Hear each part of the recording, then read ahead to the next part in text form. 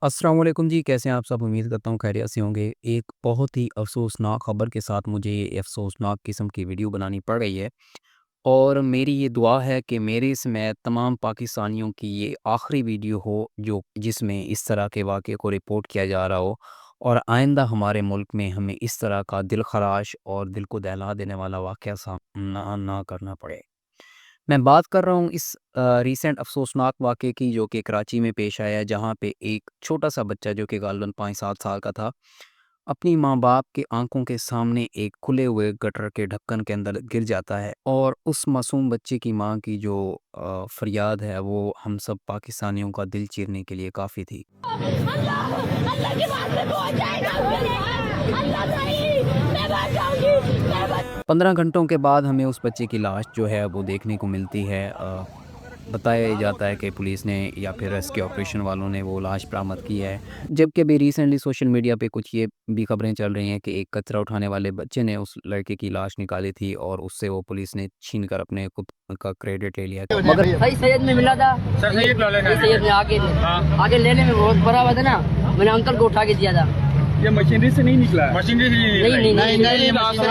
भाई इसी ने निकाला, हमारे बच्चे ने निकाला। मगर मैं इस मामले में तो 2-4 थोड़ी-सी बातें करना चाहूँगा। उसमें फ़र्स्ट ऑफ़ ऑल तो मेरी जो हमदर्दियाँ हैं और तमाम तर ताज़ियतें वो इस बच्चे की फैमिली और उस बच्चे के साथ हैं जो कि इस खौफनाक हादसे का शिकार हुआ। सेकेंडली मैं इस इंसिडेंट को एक हादसे का नाम नहीं दूँगा क्योंकि ये हादसा कम और एक रियासती कत्ल ज़्यादा है जिसमें रियासत की मुजरमाना गफलत की वजह से ये एक छोटी सी मासूम सी ज़िंदगी गई है। ये पाकिस्तान की तारीख में कोई पहला अपनी नौयत का वाक़या नहीं है और मुझे यकीन है जो हमारी रविश है और जो हमने स्टैंडर्ड्स अपनाए हुए हैं मुल्क को चलाने के लिए और जो हमने निज़ाम बनाया हुआ है उस निज़ाम में तो ये आखिरी वाक़या भी नहीं हो सकता। हमें आइंदा भी इस तरह के वाक़यात देखने को मिलेंगे और मिलते रहेंगे, जब तक कि शायद हम पे ये जो मुश्किल वक़्त है या फिर सज़ा है शायद अल्लाह ताला की तरफ से, वो ख़त्म नहीं हो जाती और हम पे ये जो लोग नाज़िल कर दिए गए हैं और मुसल्लत कर दिए गए हैं, जिनके हाथों में हमारी बागडोर है, इनसे हमें छुटकारा नहीं मिल जाता। मैं इस मसले को रियासती कत्ल इसलिए कह रहा हूँ बिकॉज़ आपने रिसेंटली कुछ चेंजेस देखे होंगे स्पेशली सिंध के अंदर और कराची के अंदर। पंजाब में भी इस तरह के चेंजेस आए हैं मगर मैं उस पे बाद में बात करूँगा। सिंध में आपने रिसेंटली देखा होगा कि एकदम से जनाब जी जो सिंध और स्पेशली कराची जो है, कराची जनाब एकदम से यूरोप बन गया है। वहाँ पे आपको यूरोपियन लेवल के फाइन्स देखने को मिल रहे हैं। हर तरफ कैमरास लगा दिए गए हैं आवाम का मज़ीद खून निचोड़ने के लिए कि आप ज़रा सी भी गलती करेंगे तो आपका जो बहुत ही भारी किस्म का चालान है वो कट जाएगा। हज़ारों रुपए आपके कट जाएँगे कि आपने अगर हेलमेट नहीं पहना हुआ। हज़ारों रुपए का चालान आपका हो जाएगा कि अगर आप रॉन्ग साइड से आ रहे हैं या इस तरह की कोई भी और वायलेशन कर रहे हैं वगैरह, वगैरह। मगर मेरा यहाँ पे जो बात करने का मकसद है और मेरा जो मेन सवाल है वो ये है कि आपने अरबों रुपए खर्च करके, करोड़ों अरबों रुपए खर्च करके ये सारा काम तो कर लिया और हमें इस तरह की भी खबरें देखने को मिल रही थी कि जो रोबोट्स हैं वो जाके जनाब रोबोट्स तैनात किए जाएँगे जो कि चालान करेंगे कराची के शहरियों का और एआई के कैमरास की मदद ली जा रही है वगैरह, वगैरह। जहाँ पे मकसद था आवाम को लूटना वहाँ पे तो फुल दिल खोल के पैसा बहाया गया, करोड़ों रुपए खर्च करके इंफ्रास्ट्रक्चर खड़ा कर दिया गया क्योंकि वहाँ पे आपने आवाम का खून निचोड़ना है, आपने उनसे चालान के मद में पैसा इकट्ठा करना है और यकीन जाने हम ये पूरा पाकिस्तान जानता है कि यहाँ पे भी जो मसला होता है वो आवाम की इस्लाह से ज़्यादा पैसा जमा करना होता है। लेकिन मेरा सवाल ये है क्या कराची के ढक्कन बंद करना इतना बड़ा काम था कि आपके पास ई चालान करने के लिए या फिर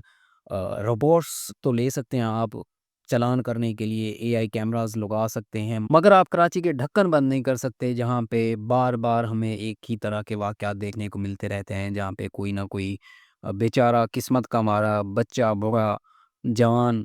गटर में गिर जाता है और फिर हमें पाकिस्तान को उसकी लाश देखने को मिलती है। अब मेरे पास इस मामले में मज़ीद मज़म्मत के और कोई अल्फाज नहीं हैं, बस मेरी अल्लाह से दुआ है कि हम पे जो ये अज़ाब नाज़िल हुआ है हमारे गुनाहों को माफ़ किया जाए और हम पे ये जो अज़ाब मुसल्लत किया गया है इसको ख़त्म किया जाए। बिकॉज़ आप ज़रा सोच के देखें, ज़रा तसव्वुर करके देखें कि हमारा कैसा मुआशरा है, हमारी प्रायोरिटीज़ क्या हैं? हमारी प्रायोरिटीज़ नहीं हमारे ऊपर वालों की जो हमारे हैंडलर्स हैं उनकी प्रायोरिटीज़ क्या हैं?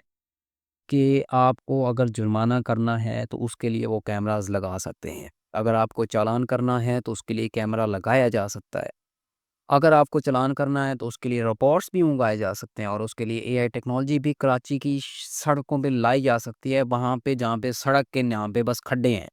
مگر وہاں پہ آپ ان بیسک نیسیسٹیز کو پورا نہیں کر سکتے جو کہ وہاں کی جان کے لیے خطرہ ہے۔ آپ کو یہ تو نظر آ گیا کہ جو بندہ ہیلمٹ نہیں پہن رہا وہ اپنی جان کو خطرے میں ڈال رہا ہے، اس کو چالان کرنا ہے، ہم نے 10,000 کا چالان کرنا ہے یا پھر پنجاب حکومت میں 5,000 کا چالان کرنا ہے۔ لیکن آپ کو یہ نظر نہیں آتا کہ اگر وہ گٹر کا ڈھکن کھلا ہوا ہے اور اگر وہاں پہ کوئی بندہ گر کے مر گیا تو اس کا حساب کون دے گا؟ خیر میرے دوستو، عارضی دنیا ہے، فانی دنیا ہے، کوئی مسئلہ نہیں ہے، کیا کہہ سکتے ہیں، ابھی تو کام چل جائے گا، ابھی یہ سب مزے میں ہوں گے، اور اللہ تعالیٰ قرآن میں فرماتے ہیں کہ میں نے انسانوں کو ڈھیل دے رکھی ہے، اللہ نے اپنی رسی میں ڈھیل دے رکھی ہے، چھوٹ دے رکھی ہے کہ یہ جتنے گناہ کر سکتے ہیں کر لیں، اپنے کھاتے میں اپنے ترازو میں ڈال لیں، پھر ایک دن حساب کا آئے گا اور اس دن حساب دیا جائے گا۔ اگر ہم اپنے بیک گراؤنڈ کو دیکھیں تو ہمارے اتنے ہائی سٹینڈرڈ سے کہ عمر ابن الخطاب کا ہمیں ایک وہ مشہور اور سنہری قول سننے کو ملتا ہے کہ اگر دریائے فرات کے کنارے ایک کتا بھی پیاسا مر گیا تو اس کا حساب بھی عمر سے لیا جائے گا، اور اس طرح کے اندھے قتل اور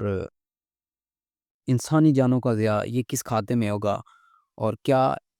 یہ کس طرح سے سو جاتے ہیں، یہ جو ہم پہ حکمران مسلط ہیں ان کو نیند کیسے آ جاتی ہے؟ مجھے تو یہی سمجھ نہیں آتا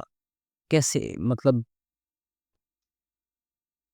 میرے پاس ابھی مزید الفاظ نہیں ہیں اور آنیسٹلی میرے سے بولا بھی نہیں جا رہا، تو